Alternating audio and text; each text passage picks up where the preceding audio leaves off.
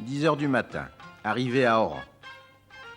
Accompagnant Ben Bella, M. Mohamedi Saïd, vice-président du Conseil, aujourd'hui encore vice-président du Conseil.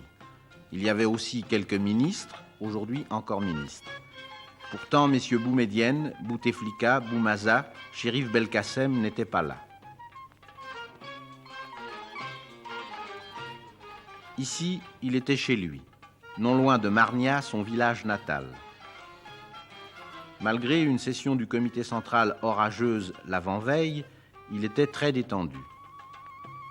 À propos de l'opposition du bureau politique sur la question du rapprochement avec les hommes d'Aït Ahmed, il déclarait « S'ils ne sont pas d'accord, je suis prêt à redevenir un militant de base ».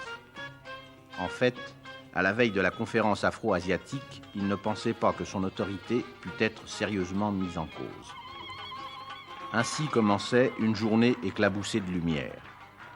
D'Oran, le cortège présidentiel devait se rendre à Ain Temouchent, puis au Tremble et à Sidi Bel Abbès, où Ben Bella prononça son dernier discours. La voiture de Ben Bella était une ZIS présidentielle, cadeau de l'Union soviétique.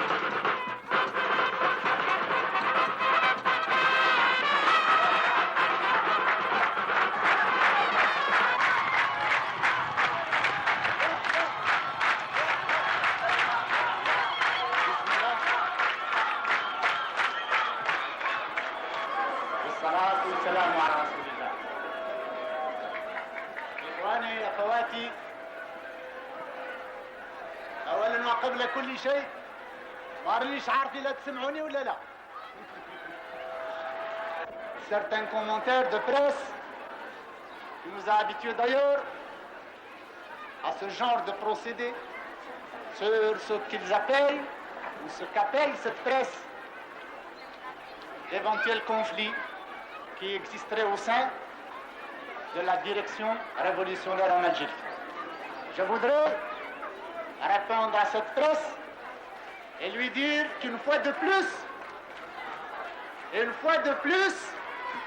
eh bien cette presse ment. Cette presse ment car en Algérie, il y a un régime et il y a une direction plus unie que jamais, qui est plus décidée aussi que jamais à faire face aux complots d'où qu'ils viennent et surtout les complots extérieurs. Voilà ce qu'il y a dans notre pays. Notre révolution, nous avons voulu dès le début lui donner un style. Ce style marqué du sceau de l'humanité. Nous voulons certes faire une révolution. Nous avons payé très cher le droit de faire cette révolution. Et nous avons voulu aussi l'affaire avec la plus grande économie possible du sang, je dirais, de nos frères, même de ceux qui sont trompés, même de ceux qui peut-être inconsciemment ont agi contre cette révolution. Ici, dans ce pays, il n'y aura jamais d'autre parti que le Front de Libération Nationale.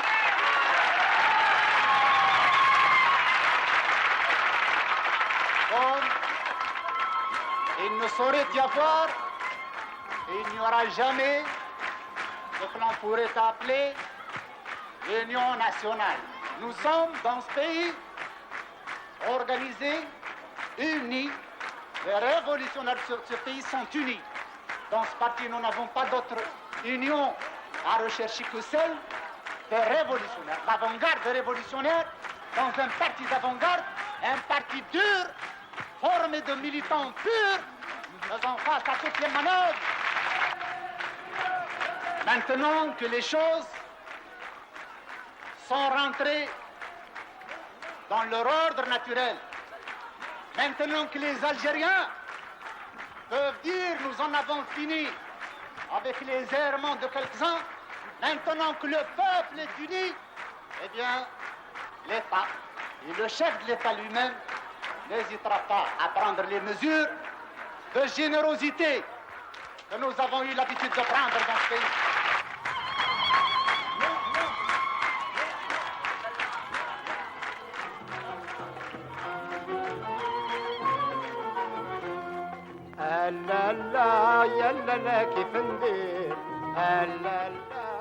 Deux jours après le coup d'État, Fidel Castro devait dire à propos de son ami Ben Bella, s'il avait été plus rusé et moins gentil, il serait encore au pouvoir.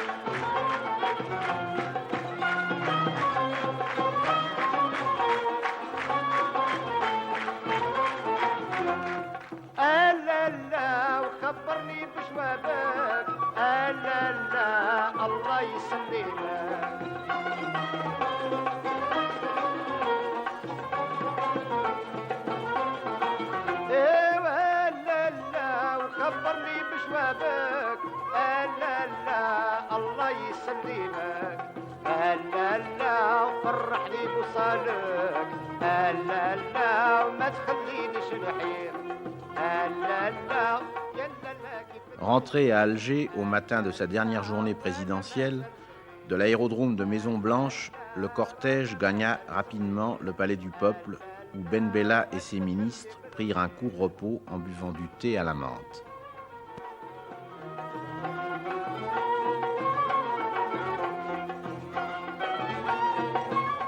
Un peu plus tard, sur une terrasse du palais dominant la ville, nous avons enregistré l'ultime interview de celui qui, pendant 3 ans, incarnait l'Algérie nouvelle.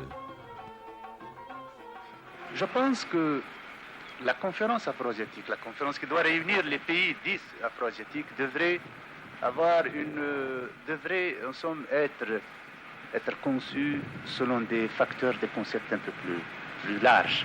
Je pense que les pays qui doivent venir là doivent être des pays qui ont les mêmes problèmes, qui ont les mêmes aspirations, qui poursuivent en somme les mêmes buts. Et alors là, je pense que d'ici quelque temps, cette notion devrait s'élargir aux pays sud-américains.